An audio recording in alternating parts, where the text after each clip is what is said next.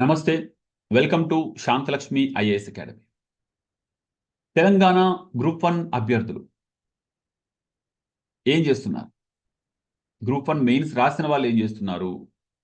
Mains రాయకుండా prelims miss అయ్యి ఆందోళనలు చేసి మళ్ళీ మనకు ప్రిలిమ్స్ అవకాశం వస్తుంది అనుకున్న వాళ్ళు ఏం చేస్తున్నారు? మెయిన్స్ అవకాశం వస్తుంది అనుకుంటున్న వాళ్ళు ఏం చేస్తున్నారు? చాలామంది గ్రూప్ 1 రాసిన వాళ్ళలో ఇది బలవంతంగా రాసినట్టుగానే ఫీల్ అయ్యారు. వాళ్ళకి ఇష్టం లేకున్నా తప్పదు కాబట్టి రాశారు. కానీ చాలా తక్కువ మంది మాత్రమే ప్రిపేర్డ్‌గా ఉండి రాశారు. చాలా తక్కువ మందే ఆల్రెడీ ప్రాపర్‌గా ప్రిపేర్ అయ్యి ఉన్నాను. నాకు ఈ గొడవలతో సంబంధం లేదు. నా రిజర్వేషన్‌లో నా పోస్ట్ నాకొస్తది చాలు. అది ఓపెన్‌లో నాకు అవసరం లేదు. ఓపెన్ జాబ్ కూడా నాకు అవసరం లేదు అనుకున్న వాళ్ళు కొందరు సీరియస్‌గా ప్రిపేర్ అయ్యారు. అలాగే నాకు ఖచ్చితంగా ఓపెన్‌లో ఛాన్స్ ఉంది గదా! నేనెందుకు ఈ ధర్నాకెళ్ళాలి అని జెప్పేసి కూడా డిస్టర్బ్ గాకుండా సీరియస్‌గా చదువుకున్న వాళ్ళున్నారు. ఇక కొందరు వాళ్ళకి అవకాశం ఉన్నా, అవకాశం లేని వాళ్ళైనా ఈ అట్మాస్ఫియర్ ఉంటుంది గదా! అది ఆ ఇన్‌ఫ్లూయెన్స్ తోటి గూడా డిస్టర్బ్ అయ్యారు. సో, మొత్తం మీద ఇప్పుడు మన మనసులో ఉండే సందేహం ఏంటి? అంటే రేపు నవంబర్ 20న ఒకవేళ హైకోర్టు ఇచ్చే తీర్పు నిరుద్యోగులకు వ్యతిరేకంగా వస్తే వీళ్ళు మళ్ళీ సుప్రీం కోర్టుకు వెళ్తారా? వెళ్తే అక్కడ ఎటువంటి రిజల్ట్ వచ్చే అవకాశం ఉంది? దీనిపైన మనకొక చిన్న డౌట్. మరోవైపు ఈ మధ్య సుప్రీం కోర్ట్ ఒక తీర్పునిచ్చింది. ఏంటంటే ఏదైనా ఒక ఉద్యోగ పరీక్ష ఏదైతే ఉంటదో, ఒక ఉద్యోగ నియామక ప్రక్రియ అనేది ఉంటదో, అది కొనసాగుతున్న మధ్యలో రూల్స్ మార్చొద్దు. మధ్యలో రూల్స్ మార్చకూడదు అని జెప్పేసి తీర్పునిచ్చింది. మరి మన టీజీపీఎస్సీ విషయంలో జూస్తే ఆ 503 పోస్టులకి కంప్లీట్ నోటిఫికేషనే రద్దు చేసిల్లు. అదే 503 పోస్టులకి కొన్ని యాడ్ చేసి రూల్ మొత్తమే మార్చేసిల్లు. జీవోనే మార్చేసిల్లు. రూల్ గూడా గాదు. జీవోనే మార్చేసిల్లు. ఈ నేపథ్యంలో మరి సుప్రీం కోర్టు ఈ నోటిఫికేషన్‌ను రద్దు చెయ్యదా? చేస్తదా? చేయదా? కామెంట్ బాక్స్‌లో రాయండి. ఎవరి గెస్సింగ్ కరెక్ట్ అవుద్దో చూద్దాం. అయితే దీనిపైన డిస్కషన్స్ గూడా ఉన్నాయి. ఏమని? ఇది గతంలో ఉన్న నోటిఫికేషన్ కాబట్టి ఈ తీర్పు ఇప్పుడొచ్చిన తీర్పు దానికి అప్లై కాదని కొందరంటున్నారు. కొందరు ఆల్రెడీ ప్రాసెస్ మధ్యలోనే ఉంది కదా! ఇది గూడా. ఇదేమి పోస్టింగ్‌లేమి ఇవ్వలేదు గదా! ఖచ్చితంగా సుప్రీం కోర్ట్‌కు వెళ్తే సుప్రీం కోర్ట్ ముందుకొచ్చినప్పుడు ప్రాసెస్ ఫినిష్ కానప్పుడు అపాయింట్మెంట్ ఆర్డర్‌లు ఇవ్వనప్పుడు దానిపైన గూడా సుప్రీం కోర్ట్ తీర్పు వర్తిస్తుంది గదా! అసలు పోస్టులు ఇచ్చిన తర్వాతనే కొన్ని జాబ్‌లను రద్దు చేసేశారు. కొన్ని జాబ్స్‌ని వెనక్కి తీసుకున్నారు. అలాంటి సిట్యుయేషన్‌లో ఇవి ఇంకా పోస్టింగే ఇవ్వలేదు. కాబట్టి సుప్రీం కోర్టు మాక్సిమం దాన్ని ఆహ్, క్యాన్సెల్ చేసే అవకాశం ఉందని కొందరంటున్నారు. మరి కొందరేమో లేదు లేదు ఈ ఎగ్జామే ఫైనల్. మొన్న మీకు ఇష్టం ఉన్నా, ఇష్టం లేకున్నా మీరు రాసిన అదే ఎగ్జామ్ ఫైనల్. సో, ఖచ్చితంగా అందులో నుండే మెరిట్ లిస్ట్ తీస్తారు. వాళ్ళకి పోస్టింగ్‌లు గూడా ఇస్తారు. మీరు సుప్రీం కోర్ట్‌కు పోకముందే ఇక్కడ పోస్టింగ్‌లు గూడా ఇచ్చేస్తారు. అప్పుడేం జేస్తారు? సుప్రీం కోర్ట్‌ని గూడా కన్విన్స్ జేయొచ్చు గదా! ఆల్రెడీ పోస్టింగ్‌లు ఇచ్చేసాం మేము. వాళ్ళు జాబ్‌లలో గూడా ఎళ్ళిపోయారు. ఇప్పుడు మళ్ళీ దీనిపైన డిస్కషన్ అంటే ఎలా? వీళ్ళు లేట్‌గొచ్చారు. ఎగ్జామ్‌కి ముందు ఎవరైతే ప్రిలిమ్స్ మిస్ అయిన వాళ్ళున్నారో వాళ్ళే వచ్చారు. ఇలాంటి ఏవైనా రీజన్స్ చెప్పొచ్చు. సో, దాని ద్వారా ఏమైనా కన్విన్స్ చేస్తారా సుప్రీం కోర్ట్‌ని అనుకుంటే, పక్క నుండి మరొక ఆహ్, భూతం రెడీగా ఉంది. ఏంటా భూతం? ఏంటా బూచి? అంటే మన క్వెషన్ పేపర్‌లో ఉన్న మిస్టేక్స్.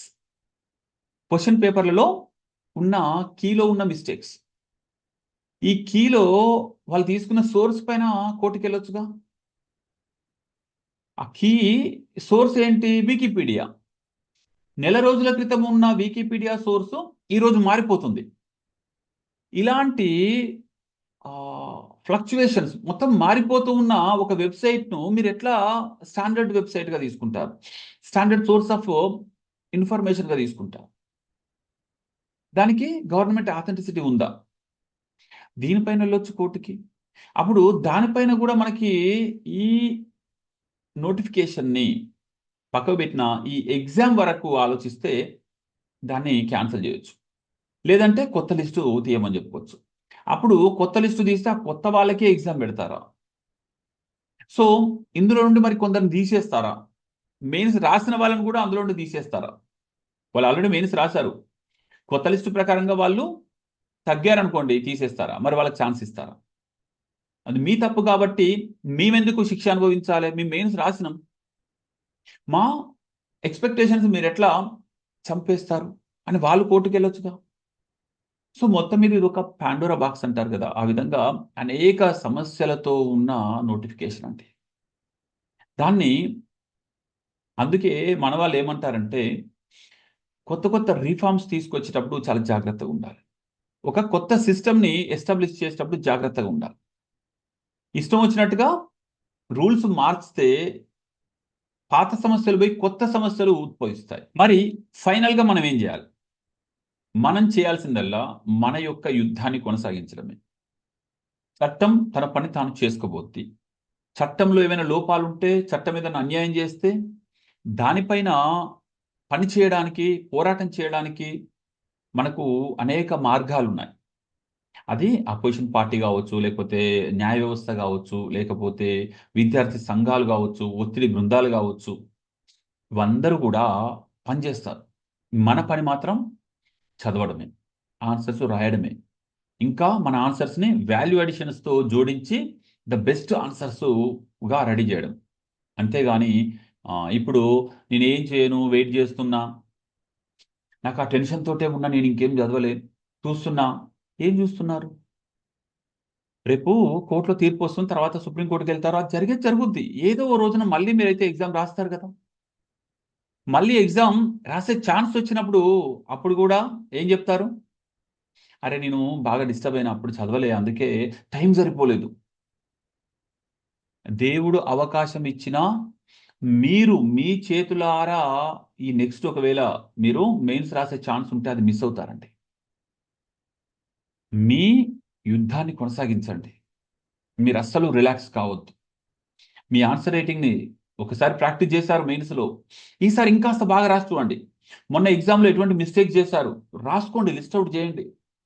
నేను టైంకి వెళ్ళలేదు, లేకపోతే నేను నైట్ అవుట్ చేశాను కాబట్టి నాకు ఎగ్జామ్లో నిద్ర వచ్చింది, నాకు ఎగ్జామ్ సెంటర్ ప్రాపర్గా తెలియదు, లేకపోతే ఎగ్జామ్ సెంటర్లో నేను యాంగ్జైటీకి గురయ్యాను. సో నేను ఆన్సర్ రాసేటప్పుడు అన్ని క్వశ్చన్స్కి ఆన్సర్స్ ప్రాపర్గా రాయలేదు, లేకపోతే కొన్ని బాగా రాశాను, లేకపోతే టైం మేనేజ్మెంట్ సరిగ్గా చేయలేదు. ఏది ఉంటే అది నిర్మోహమాటంగా రాయండి, లిస్ట్ అవుట్ చేయండి. ఆ లిస్టులో ఉన్న వాటిని నెక్స్ట్ ఎగ్జామ్కి వాటిని పునరావృతం కాకుండా చూసుకోండి. అలా మీరు ప్రిపేర్డ్గా ఉండాలి. అదే జీవితం. అంతేగాని నేను వెయిట్ చేస్తున్నా, కోర్టు తీర్పు తర్వాత చూస్తా, ఇంకేం చెప్తారు? లేదంటే నేను గ్రూప్ 2 ప్రిపేర్ అవుతా, గ్రూప్ 3 కూడా ఎగ్జామ్ అయిపోయింది కదా. సో ప్రిపేర్ అవ్వండి, కానీ ఖాళీగా అయితే ఉండకండి. చాలామంది ఆల్రెడీ గ్రూప్ 1లో చేసిన మిస్టేక్ ఇదే. అదేదో ఉద్యమం జరుగుతుందని చెప్పేసి వీళ్ళు ఖాళీగా, ఉద్యమం జరుగుతుంది, దాని పని అది చేసుకుంటూ వెళ్తాం. మన ప్రజెన్స్ అవసరం ఉన్నప్పుడు మనం వెళ్తాం, తర్వాత మళ్ళీ కమిటెడ్గా ప్రిపేర్ అవుతాం. So be ready, whatever happens, we're going to get the job. ఏది ఏమైనా నెక్స్ట్ నోటిఫికేషన్లో కావచ్చు, లేకపోతే నెక్స్ట్ ఎగ్జామ్లో కావచ్చు, మనము ఖచ్చితంగా జాబ్ సాధించాలి. ఈలోపు ఒకవేళ గ్రూప్ 2 సీరియస్గా ప్రిపేర్ అయ్యే అభ్యర్థులు గ్రూప్ 2ను సీరియస్గా చదవండి, రాయండి. All the best.